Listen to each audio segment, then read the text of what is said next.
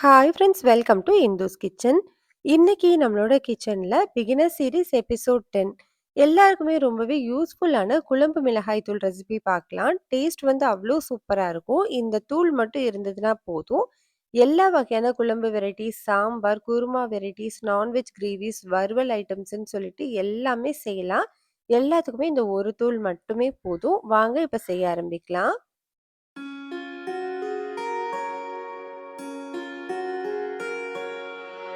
குழம்பு மிளகாய் தூள் அரைக்கிறதுக்கு நான் இன்னைக்கு 1 கிலோ அளவு மிளகாய் எடுத்திருக்கேன். நான் வந்து எப்பவுமே இந்த நீட்டு மிளகால தான் மிளகாத்தூள் அரைச்சிருக்கேன். இதோட டேஸ்ட் வந்து ரொம்பவே நல்லாயிருக்கும். உங்களுக்கு காரம் வந்து கரெக்ட்டா இருக்கும். நீங்க வந்து குண்டு மிளகாய் யூஸ் பண்ணுவீங்க அப்படின்னா, நீங்க அது கூட யூஸ் பண்ணிக்கலாம். நான் இன்னைக்கு 1 கிலோ அளவுக்கு வந்து சொல்லியிருக்கேன். உங்களுக்கு கம்மியா வேணும் அப்படின்னா, இதில பாதி அளவு எடுத்துக்கோங்க.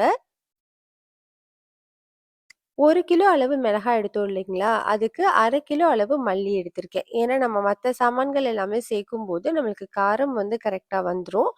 சப்போஸ் உங்களுக்கு காரம் வந்து ரொம்ப கம்மியா வேணும் அப்டின்னா, 1 கிலோ அளவு மிளகாக்கு 3/4 கிலோ மல்லி எடுத்துக்கோங்க. காரம் வந்து உங்களுக்கு கொஞ்சம் கம்மியாவே கிடைக்கும். இப்போ இது கூட நம்ம மத்த சாமான்கள் எல்லாமே சேர்த்துக்கலாம். இது கூட நான் இன்னைக்கு 100 கிராம் அளவு மிளகு எடுத்து வச்சிருக்கேன். உங்களுக்கு காரம் கம்மியா வேணும் அப்டின்னா, 50 கிராம் மிளகு மட்டும் எடுத்துக்கோங்க. இது கூடவே 100 கிராம் அளவு கடலைப்பருப்பு சேர்த்துக்கலாம். கடலைப்பருப்பு சேர்க்கும்போது நம்மளுக்கு குழம்பு மிளகாய் தூள் வந்து கொஞ்சம் திக் குடுக்கும். அதே நேரத்தில டேஸ்ட்டும் நல்லாயிருக்கும். அதே 100 கிராம் அளவு அரிசி எடுத்துக்கோங்க. நீங்க எந்த அரிசி வேணும்னாலும் எடுத்துக்கலாம். நான் இன்னைக்கு சாப்பாட்டு புழுங்கல் அரிசி தான் யூஸ் பண்றேன். 100 கிராம் அளவு துவரம் பருப்பு எடுத்துக்கோங்க. இதுவுமே டேஸ்ட் வந்து நல்லாவே குடுக்கும். குழம்புக்கு கொஞ்சம் திக்னஸும் குடுக்கும். 100 கிராம் அளவு சீரகம் எடுத்துக்கலாம். சீரகம் சேர்க்கும்போது குழம்பு மிளகாய் தூள் நல்ல வாசமாவும், ஃப்ளேவராவும் இருக்கும். 25 கிராம் அளவு கடுகு எடுத்துக்கோங்க. அதே 25 கிராம் அளவு வெந்தயம் சேர்த்துக்கலாம். வெந்தயம் வந்து கரெக்ட்டா 25 கிராம் சேர்த்துக்கோங்க. ரொம்ப அதிகமா சேர்த்துட்டோம் அப்படின்னா கசப்பாயிடும். இப்போ இந்த சாமான்கள் எல்லாமே நம்ம வந்து அப்படியே வெயில்ல காய வச்சு தான் அரைச்சுக்க போறோம். எதையுமே வந்து நம்ம வறுக்க போறதில்ல. சப்போஸ் உங்களுக்கு வறுக்கிறது மாதிரி தான் வேணும் அப்படின்னு நினைச்சீங்கன்னா, அந்த ரெசிபியுமே நம்ம வந்து போட்டிருக்கோம். அதோட லிங்க் வந்து டிஸ்கிரிப்ஷன்ல குடுக்குறேன். நீங்க செக் பண்ணி பாருங்க. நான் வந்து அப்படியே வெயில்ல காய வச்சுட்டு தான் அரைச்சு எடுத்துக்குவேன். இப்போ நான் எல்லா சாமான்களையுமே வெயில்ல வந்து காய வச்சு எடுத்துட்டேன். நல்லா மொறு மொறுன்னு காஞ்சிருக்கணும். நல்ல ஒரு வெயில்ல ஒரு நாள் ஃபுல்லாவே காய வச்சு எடுத்துக்கோங்க. இப்ப இது கூடவே 2 கைப்பிடி அளவு கருவேப்பிலையும் வெயில்ல காய வச்சு எடுத்துக்கணும்.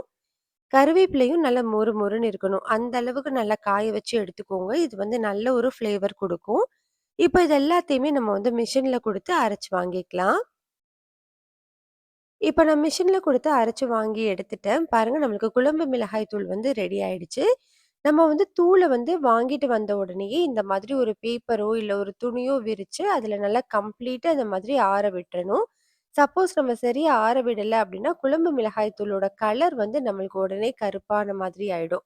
அந்த மாதிரி நிறம் மாறிடுச்சுன்னா, குழம்பு தூளோட டேஸ்ட்டே வந்து மாறி போயிடும். அதனால நல்லா ஆற வச்சுட்டு, ஆறினதுக்கு அப்புறமா இந்த மாதிரி ஒரு ஏர்டைட் பாக்ஸ்ல போட்டு வச்சுக்கோங்க. இது வந்து உங்களுக்கு ரூம் டெம்பரேச்சர்லயே 6 மந்த்ஸ் வரைக்குமே நல்லாருக்கும். சப்போஸ் நீங்க வெளியிலயே வைக்க வேண்டாம் அப்படின்னு நினைச்சீங்கன்னா, உங்களுக்கு தேவையான அளவ மட்டும் நீங்க வெளியில வச்சுட்டு, பேலன்ஸ ஃப்ரிட்ஜ்ல வச்சு ஸ்டோர் பண்ணிக்கலாம். அவ்வளோதான் நம்மளுக்கு சூப்பரான குழம்பு மிளகாய் தூள் வந்து ரெடி ஆயிடுச்சு. கண்டிப்பா இத நீங்க ட்ரை பண்ணி பாருங்க. டேஸ்ட் ரொம்ப நல்லாருக்கும். இந்த ரெசிபி உங்களுக்கு பிடிச்சிருந்ததுன்னா, லைக், ஷேர், சப்ஸ்கிரைப் பண்ணிக்கோங்க. கூடவே பெல் பட்டனையும் கிளிக் பண்ணிட்டு, ஆளுங்கிற பட்டனையும் கிளிக் பண்ணிக்கோங்க. அப்போதான் நம்ம வீடியோஸ்ல உடனே வரும்.